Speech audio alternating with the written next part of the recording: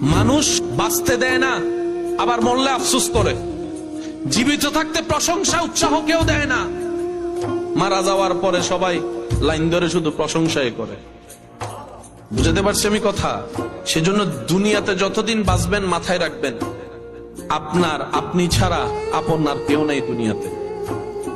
যদি আপন খুঁজতে চান, আপনি পাবেন একমাত্র নবী রাহমাতুল লিল আলামিন আর আপনার রব্বুল আলামিন। দুনিয়া আখেরাতে কাছের আপন প্রিয় বললেই এছাড়া আর কেউ নেই দুনিয়াতে। সব স্বার্থের খেলা, সময়ের চাহিদা, প্রয়োজন মাত্র। প্রিয়জন আর প্রয়োজনের মধ্যে আসমান জমিন পার্থক্য। প্রিয়জন আর প্রিয়জনের সংখ্যা তো অনেক কম। সে প্রিয়জন ওই যখন আজরাইল সামনে চলে আসবে, প্রিয়জন আর প্রিয়জন থাকবে না। হাসরের যখন সওয়াবের কথা চলে আসবে, প্রিয়জন আর প্রিয়জন থাকবে না।